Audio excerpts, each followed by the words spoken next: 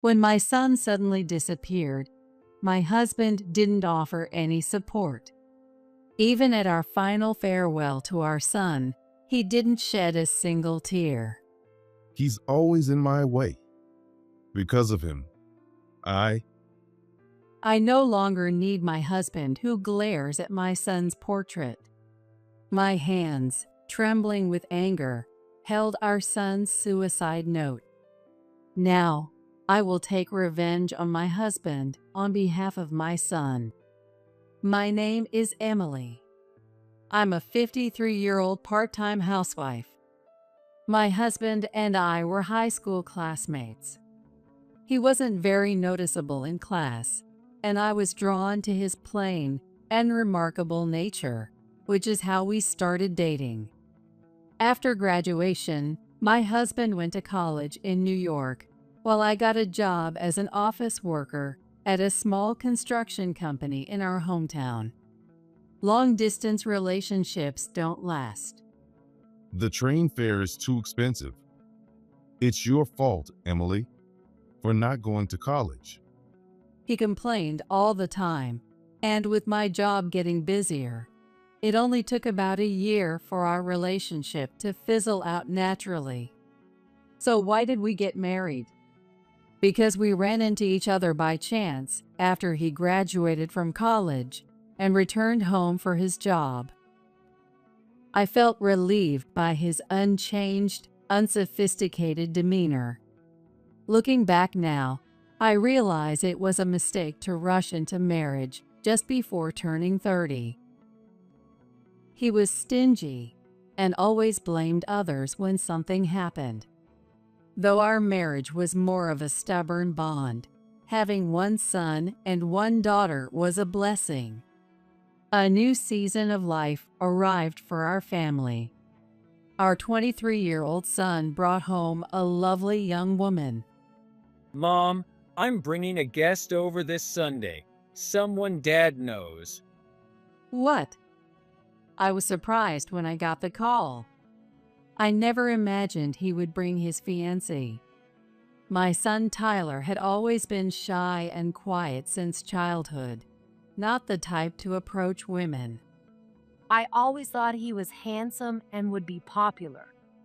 However, my daughter Anna, 2 years younger than him, noticed and blessed Tyler's engagement. My husband John and I were both restless that morning. Tyler said on the phone that you know the person he's bringing? Huh. What's her name again? John awkwardly responded to my question. I didn't ask that much. We would be introduced when they announced the engagement today. I didn't know either. I thought it might be a cashier from the store John frequents or someone from his workplace. Looking back, maybe I was too carefree. I was excited about the fact that our son was bringing a woman home for the first time. If only I had noticed John's uneasy demeanor. My name is Rachel. I met Tyler through my friend. Nice to meet you. Rachel, what a lovely name. She's too good for Tyler. I replied to the confident woman's introduction with a typical motherly remark. Honestly, I thought my son was the one who was too good for her. Like my husband, our son had gone to college in the city, then returned home and got his job at a food company. When he decided to rent an apartment close to his workplace, I was disappointed. But when he handed me a spare key and asked me to come over and cook his favorite dishes, I was thrilled. He's my pride and joy, always valuing me.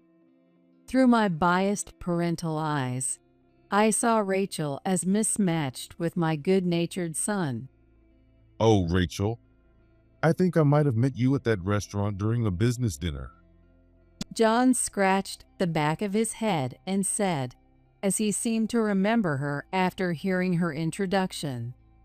As a sales manager, John often used that restaurant for client entertainment, So Rachel had remembered him as a regular customer. A middle-aged man who could be found anywhere, my husband. The only thing that probably stuck in Rachel's memory was his business card title. Oh, I see. So that's how you knew about Dad. Rachel, you're beautiful. I think I'm not worthy of you.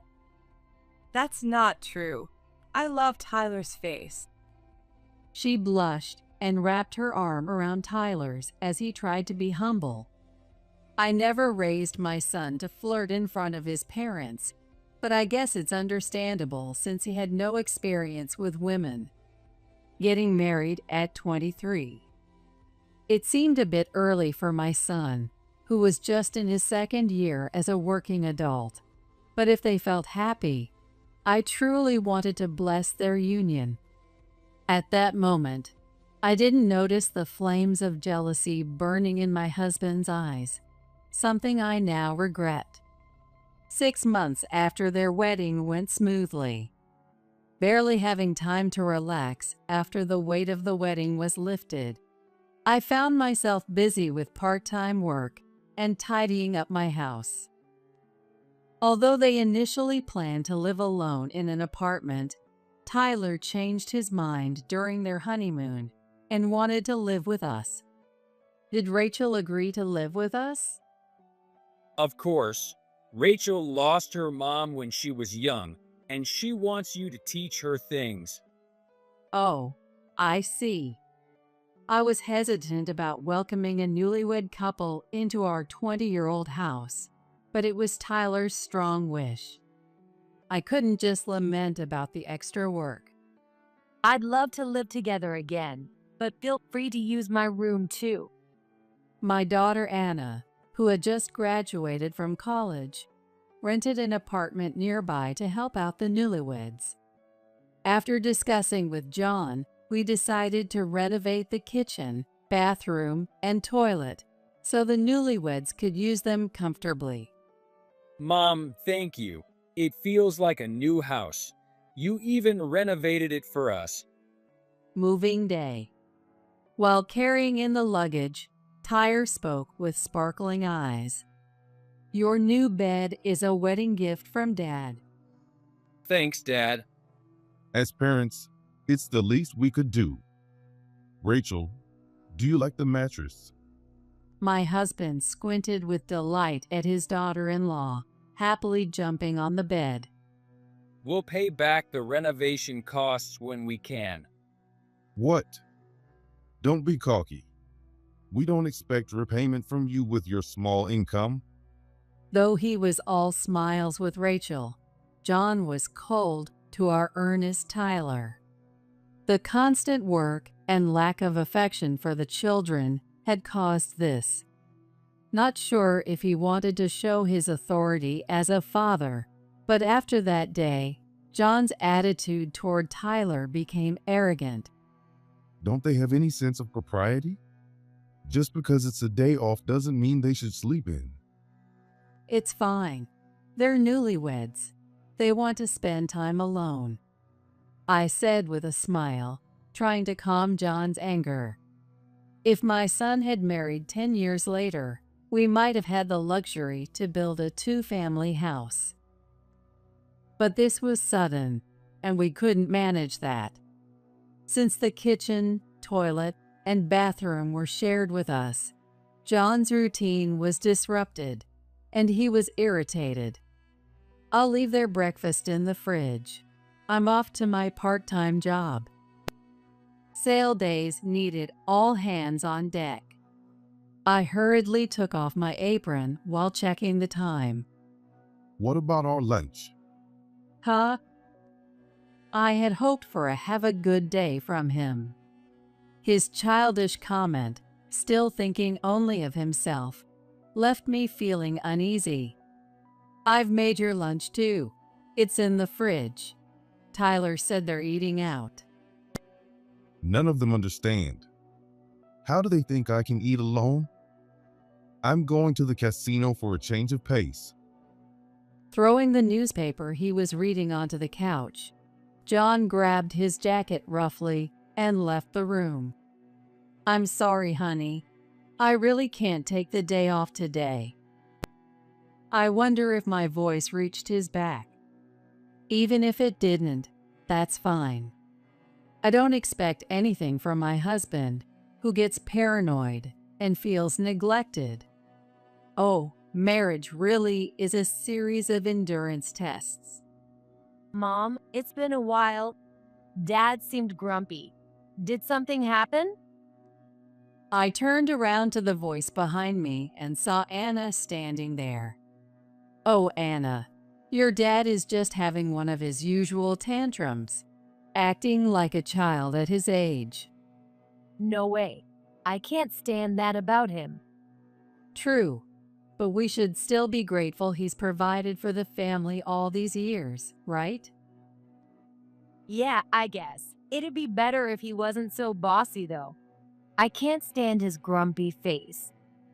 Remember how your drawings of Dad always had him looking angry? Haha. A daughter really is a treasure. Talking about old times with her made my grievances about John shrink away. You seem to be doing well, Anna. I have to head to my part-time job now. I'll be back by evening. Yeah, but I can't wait until evening. I came by to talk to Tyler about something. Oh, I see. Tyler and Rachel are probably still sleeping upstairs. Got it. Those two are always so lovey-dovey. It's almost too much. Anna laughed while looking up at the living room ceiling. But her eyes weren't laughing. I sensed she was worried about something. I wish she had called ahead. I would have loved to make her favorite meal. With a heavy heart, I left for my part-time job. That evening, John didn't come home. He usually only plays slot machines for an hour at most. But the lunch I had prepared for him was still untouched in the fridge.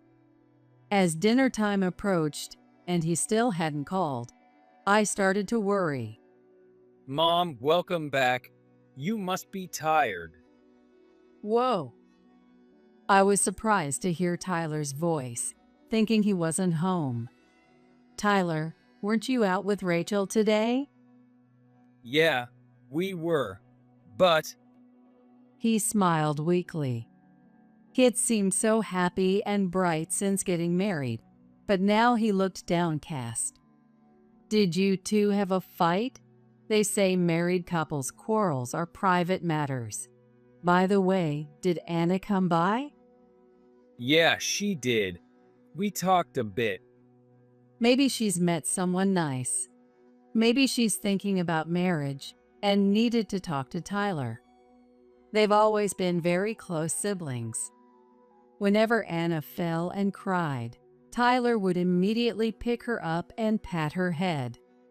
I have countless lovely memories of them in the photo albums, enough to win a contest of brothers comforting sisters. I'll make dinner for you too. I found some good meat on sale today. Let's have steak. Thanks, Mom. I don't think Rachel will be back in time for dinner, so let's just eat together, you and me. Is that so?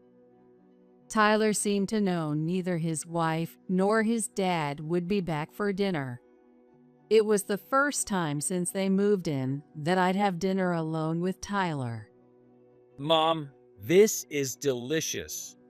Thank you, as always. Every time he spoke, Tyler expressed his gratitude. Hearing that warmed me to my core. It relieved my fatigue more than any expensive bath salts. Later that night, John finally came home. He was in a great mood, even humming a tune. What were you doing out so late? It's none of your business. His mood was good, but his attitude was still bad. Better to let sleeping dogs lie. I took great care not to mention John's messy, thinning hair. Where's Tyler? Is he already asleep? Well, yes, probably. Normally, he would ask about both Tyler and Rachel, but the fact that he only asked about Tyler felt strange. You know, I had dinner with Tyler tonight, just the two of us. He was such a picky eater as a child, but tonight he finished a huge steak. What? You two had a feast without me? Whose money do you think you're spending? I saved some for you. It's your fault for not coming home. There you go, talking back again. If you were younger and quieter, I wouldn't have done what I did. What? What did you do? Realizing he had slipped, my husband clamped his mouth shut. Could it be debt? Or worse, embezzlement from his company? There was a reason for my hasty assumptions. John had a high income for someone in his 50s, and given his appearance, I was certain he had no immoral relationships with women. Dad, you're home early. Tyler's voice cut through the tension between us. Oh, Tyler, you startled me. Dad, we need to talk. Tyler looked troubled. I assumed Rachel wanted to end the cohabitation and that Tyler was about to break the news. I'd like to hear it too. Sorry, Mom. I need to last talk to Dad alone, man to man. Hearing man to man, I held my tongue. When I looked at John, he seemed annoyed, yet somewhat defensive. Fine. I'll go upstairs. It was the first time Tyler had ever confronted his dad like this. Maybe he finally saw himself as an equal now that he was an adult. I felt relieved, but also uneasy about what he meant by last talk. A sense of foreboding filled the air. I watched their backs as they went upstairs, feeling anxious. I never found out what they talked about that night, but John's face was pale when he came back down. I pretended to be asleep to avoid making his mood worse. The next morning's breakfast felt like a funeral. John, Tyler, and Rachel ate in silence. I couldn't bring myself to ask when she came home, so I said, "Good morning, Rachel. Did you and Tyler have a fight yesterday?" I tried to sound cheerful. Silence. Don't ask unnecessary questions. John snapped at me, shielding the silent Rachel. I'm sorry, Mom. Why are you apologizing, Tyler? Stop saying unnecessary things. Frustrated with John's yelling every time I spoke, I went to hang the laundry. Little did I know, those would be Tyler's final words. That evening, Tyler was gone. Tyler, what happened? Why? I received the call from the police and took a taxi to the hospital where Tyler was taken. It felt like I was in a dream, like I was watching a TV drama. I couldn't stop shaking in the taxi. I called John and Rachel's phones multiple times until I got to the hospital, but neither answered. When I contacted John's company, they told me he had taken 3 days of paid leave. The unexpected information made me so angry and panicked that I felt like I was going to throw up. Mom, what happened to Tyler? Anna had arrived at the hospital before me. When she saw me, she ran over with tear-swollen eyes. I don't know what's going on. I can't reach your dad or Rachel. Unforgivable. What? I held my trembling daughter, who was shaking with anger, and supported her as we faced the lifeless Tyler. We did everything we could, but unfortunately, According to the doctor, Tyler had suddenly run into the road, and was hit by an unavoidable car. The driver was still being questioned by the police, so the details were unclear, but they suspected Tyler had dashed out to save a kitten in the road. There's not a scratch on his face. Tyler, Tyler. Tyler, Tyler. Our cries echoed through the room, and I desperately prayed it was all a dream. After confirming it was my son, there was no time to grieve. I was overwhelmed with the hospital procedures, arranging his funeral, and contacting Tyler's workplace. I called Rachel and John hundreds of times throughout the day, but their phones were out of service range. I nearly fainted several times. With the help of Anna and my parents, I managed to get through the funeral preparations. What's he doing? That's when my dad, Tom, finally exploded with anger. Rachel's father looked for his daughter, who should be the chief mourner, but he complained that he couldn't reach her. I contacted John's company, and they said he took 3 days of paid leave. Maybe he's blocked my number. Who goes on vacation at a time like this? Fine, I'll call him. My dad called John. Apparently, John couldn't ignore his call. My dad's raised voice echoed through the wake. You better be back by tomorrow. John had gone to Alaska by plane, and he was with Rachel. I didn't hear a word about them traveling together. Was he lonely eating lunch alone? Was it because Tyler and I had a nice dinner? Even if it was to spite me, going on a trip with his daughter-in-law was incredibly childish. I was too shocked to say anything and could only curse Tyler's bad luck on the day of the accident. On the day of the funeral, Rachel and John showed up, their faces full of displeasure. He's always in my way. Because of him, I'm unhappy. He took everything from me. I just took it back. John glared at Tyler's portrait. We were supposed to have a nice salmon dinner. Just the two of us. Are you even a father? My dad's booming voice silenced John. Rachel hid behind him, intimidated by my dad's anger. In that moment, the unease I had been feeling finally made sense.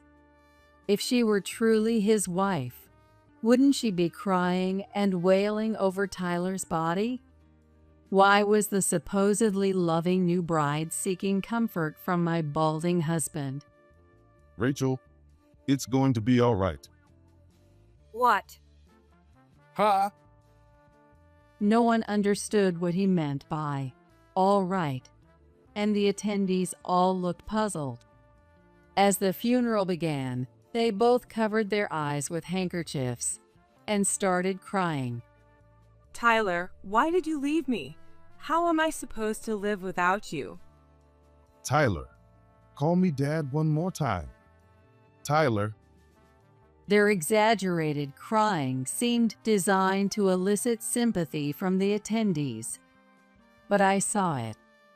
I saw them exchange a smile through their tears. Were they planning something? I wanted to confront them then and there, but I held back.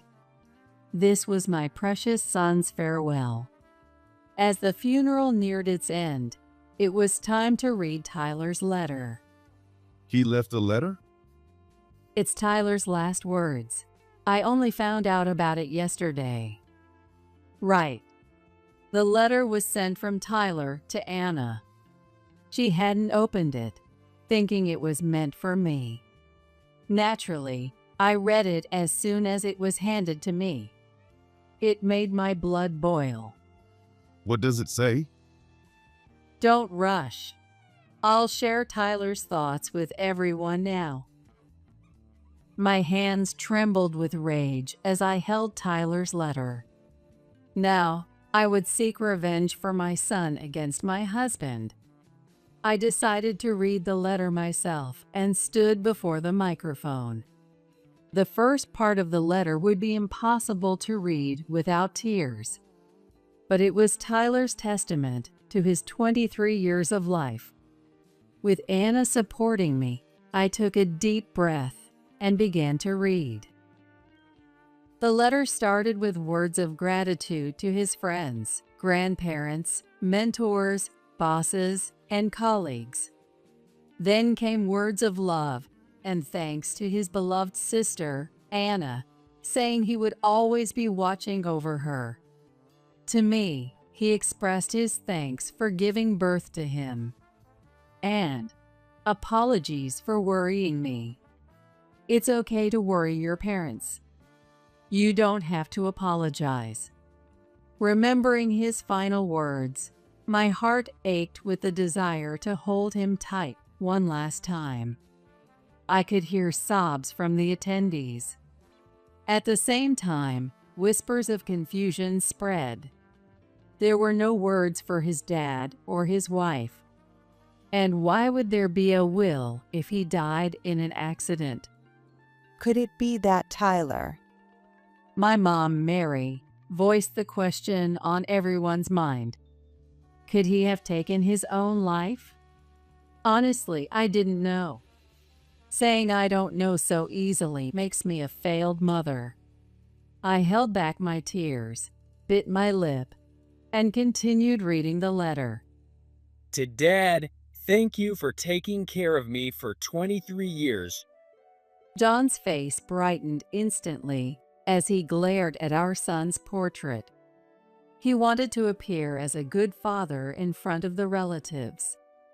But that wasn't going to happen. I found out about you and Rachel. I married her knowing it was before she and I met, but finding out it continued shocked me. The room had expected more words of gratitude. The attendees began to murmur. Everyone's eyes were now on John and Rachel. Rachel seemed to sense something and turned pale. I understand now why Rachel wanted to live with my parents during the honeymoon. She must have been sweating coldly. Rachel clutched her handkerchief, trembling. The big bed you gave us as a wedding gift, Dad, was for you and Rachel. Stop it.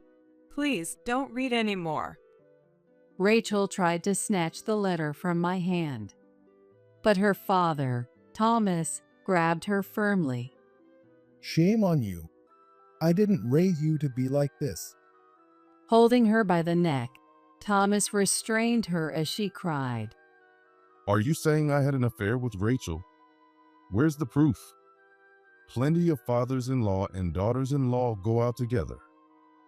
John shouted, trying to brazen it out. I have proof. A friend from my college told me about you too. What? It's a small world. The friend's house, where you used to go for business dinners, is the restaurant where Rachel worked. The owner's kid knows Rachel. She was the one who introduced her to Tyler. Damn it. Dad and Rachel weren't just eating there. They were kissing too. What? Don't be ridiculous. I was torn about whether to tell Tyler, but I never imagined it would come to this. Anna, who had been speaking strongly, began to cry. Even if Anna hadn't revealed the truth, Tyler would have found out about their relationship eventually. I decided to read the rest of the letter. Anna told me, but I had already suspected. Anna, don't blame yourself. Can you expose Dad on my behalf? Please tell everyone. Hearing those words, Anna collapsed. You're the worst. Scum. Heartless. Voices condemning John rained down, and he too collapsed. For the final blow, I continued reading Tyler's letter. The father I once knew is gone. I'm grateful you put me through college, but I can't call someone who strayed from the right path my parent. My only true parent is Mom, Dad, and Rachel. The guilt for hurting my precious mom and Anna is heavy. Please leave our home immediately. Mom, I'm sorry for being such a son. I wish I could have eaten more of your cooking. Mom, I'm sorry. Thank you. My face was a mess of tears by the time I finished reading. Tyler, my sweet son and first child, a kind of Anna's big brother, my treasure. Despite being the one who suffered the most, you were worried about me and Anna. I will never forgive you too. I shouted at John and Rachel with all the force I could muster. After the funeral, I divorced John. I was jealous. He looked better, was smarter, and even married Rachel, who I liked. Because of him, He kept mumbling, but quieted down when I demanded a hefty alimony. I don't need such a childish husband. My son cut the toxic bond for me. I kicked John out of the house. Yes, along with that big bed. I didn't want it. What happened to my daughter-in-law after that? When she went crying to her parents, her father firmly told her, "I disown you." With no other choice, she rented an apartment, but she's too ashamed to step outside. She'll have to work to survive, though. Let her live in fear of the neighbors' eyes for the rest of her life. She might as well rot away with John for all I care. As for John, some of his colleagues were at the funeral and word spread about his despicable behavior. He was shunned by the female employees and eventually quit because he couldn't bear the shame. He deserves it. Let him suffer for all the pain he caused our son. Anna and I started our new life. She decided to move back home to help me out since living alone on a part-time job was tough. After I graduate from college, I want to live with you, Mom, and Tyler will be here too. The living room is filled with photos of Tyler and Anna together. In the photos, Tyler is smiling kindly, patting his sister's head. 5 years later, Anna got married and stayed with me. She recently gave birth to her baby boy. No matter what happens, I'll cherish this child. She's fully embraced her role as a mother. Look, he smiled. He looks just like Tyler when he was a baby. Yes, the eyes are very similar. I squinted at a photo of Tyler as a baby. Then, as I gently potted my son's picture, I whispered, "I miss you, Tyler." Mom, I'm always with you. It felt like I heard his voice, and I wiped away a tear.